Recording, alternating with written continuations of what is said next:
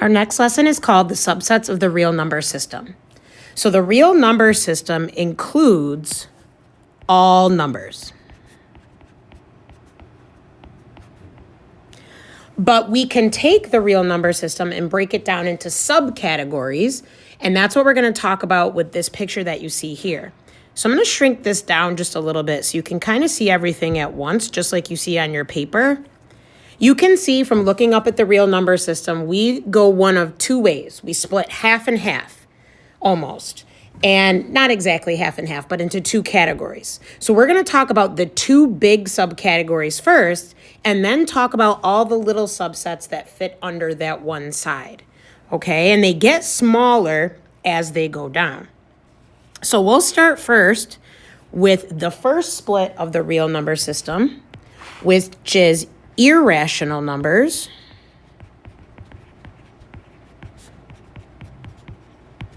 versus rational numbers.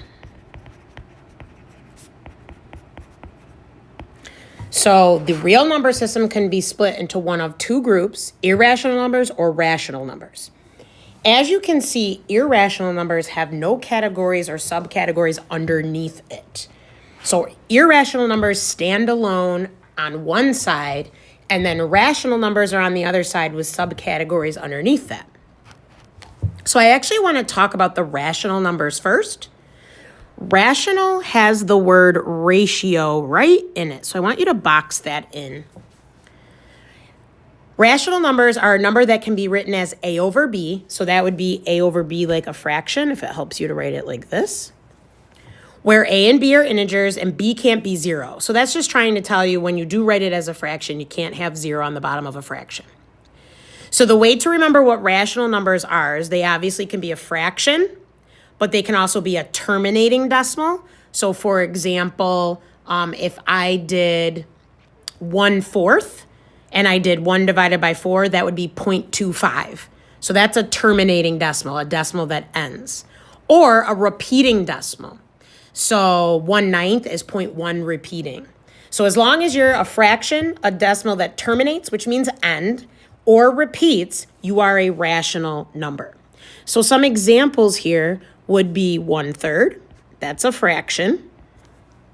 A terminating decimal, maybe like -0.67.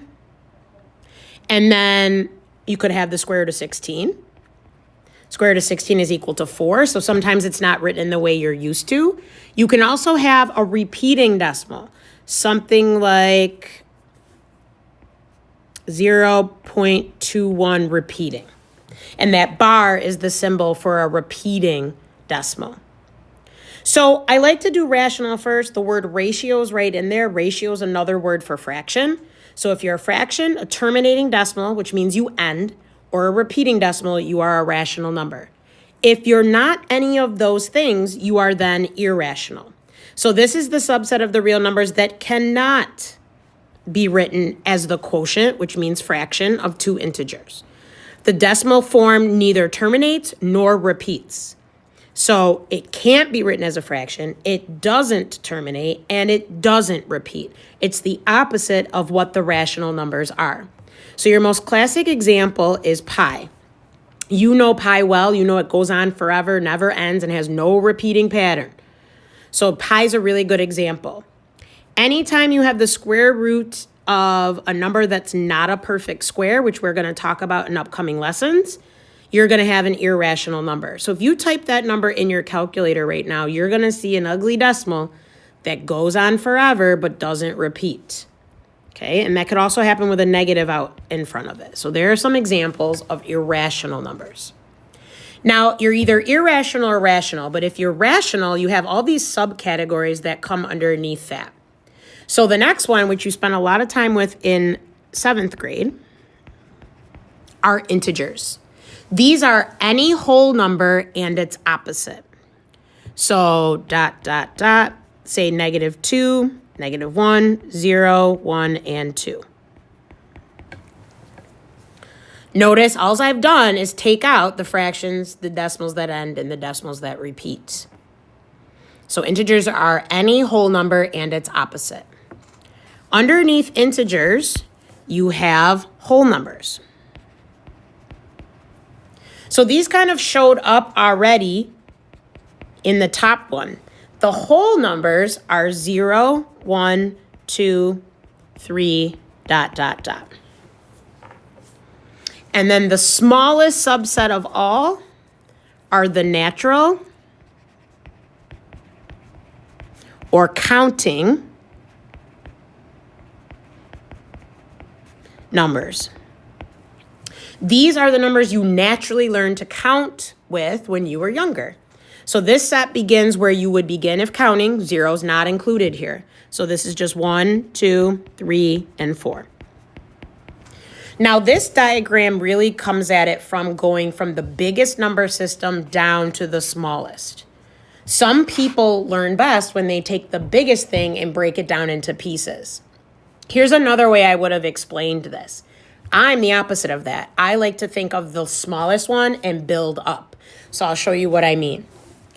To me, I would start with the natural counting numbers because that's where I began when I was little. I learned to count 1, 2, 3, and 4.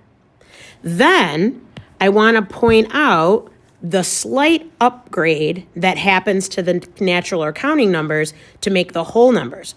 All we do is add 0. So it's only one number bigger than the natural or counting numbers. So naturally start counting 1, 2, 3, 4, and so on. If I add just 0, it's a slight upgrade. That gives me the whole numbers.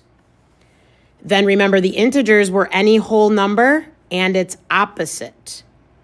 So here are the original whole numbers this way. And all I did was add in the opposites this way to create the integers. And then if I add in the fractions, the decimals that terminate and the decimals that repeat, I end up with the rational numbers put together with irrational to make the real number system. So it depends on how you think. You might want to think of it as the smallest and what do you need to add to work all the way up to the biggest. Now, when you look at this next diagram, this is another diagram of the real number system, just looked at in a different way. So the box represents the real number system. You can see that rational and irrational are still separated into the first two biggest groups underneath the real number system. Irrational is over on its own, but then within the rational numbers, you have integers, whole numbers, and counting numbers. So why this is important is because, for example, if I picked the number 1, if I place it in its lowest classification, which is a counting number, it shows me that the number 1 is also a whole number, an integer, a rational number, and a real number.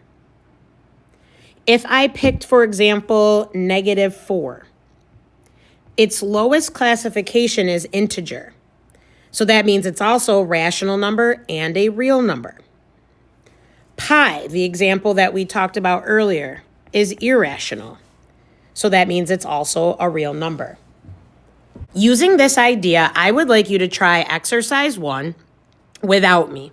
It says circle all sets of numbers to which each number belongs. So pause the video at this time and see if you can place 6/3, -2.875, square root 21, and 5.3 repeating in their appropriate places. On the diagram first, if that's helpful, and then you can circle all the sets to which the number belongs. Please do not feel like you have to use the diagram, but it's there to help you if you need it. So again, at this time, please pause the video, try these questions on your own, then resume the video to go over the answers. All right, now that you had a chance to try on your own, let's look at the answers. 6 divided by 3 is really 2. So that's lowest classification is very similar to the number 1 that I used as a demonstration.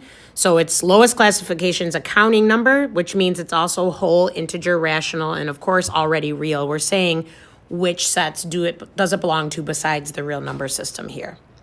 In B, you've got a terminating decimal. So -2.875 is a decimal that terminates or ends. That means the same thing.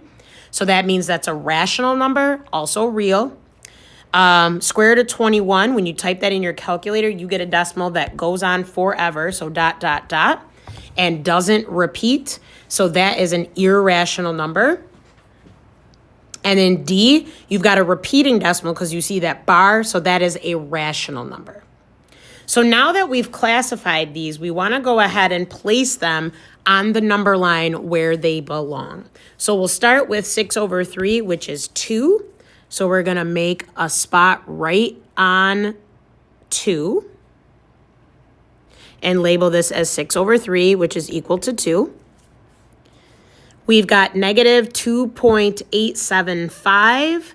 So we're going to take that, and that's on the negative side between -2 and -3, closer to -3. So that's about right here. So we'll label that as negative 2.875. We have the square root of 21, which was approximately 4.58. So we'll go about a little more than halfway past 4.5, between 4 and 5, and label that with square root of 21. And then 5.3 repeating would be about here next to 5, and we will label that as 5.3 repeating. So you can place these on the number line looking at exercise 2 according to where they fall, and you definitely want to use your calculator to help you do this. So closure, why does learning about the real number system help us? So I want you to give an example of a real world situation where we would need fractions in order to measure some quantity, and explain why these fractions are needed. So pause the video and try this question on your own, then resume the video to go over the answers. Okay, you had an opportunity to try this on your own. So here's an example we came up with. Buying pounds of candy at the bulk section in the grocery store. I don't know if you've ever done that, but you can fill the bag with as much candy as you want. Then you have to go to the weighing station, and chances are you're not going to be weighing an exact 1 pound or 2 pounds. You could have 1.32 pounds, or you could have 0.67 pounds. So that's a perfect example of where we would need fractions, which turn into decimals, right? In real life. You can even buy 1/3 of a pound, 1/2 a pound, right? So any example that's similar to that would be one. If you're not sure about yours, add mine to your paper. And then also in closing, just wanting to give you another picture of how you can think of the real number system and its subsets. You remember earlier from the video I said I'm a person who likes to think from the smallest working up. So here's a demonstration of how that might look. Think of these as funnels. All the natural numbers or counting numbers, right? 1, 2, 3, 4 funnel into the whole numbers where 0 is the only thing added. Then we add in all the opposites and we get the integers. We add in fractions, decimals that terminate, and decimals that repeat. We have rational, all dumping into the real number system bucket, along with irrational that's on the side, but all still ending up in the real numbers. You're going to pick whichever diagram works best for you in order to memorize and understand these number set subsystems as best as you can. So you have the first diagram working from largest down. You have the kind of Venn diagram with the circles that we talked about here. And now you have this funnel representation to help you as well. And that concludes our lesson on the real number system.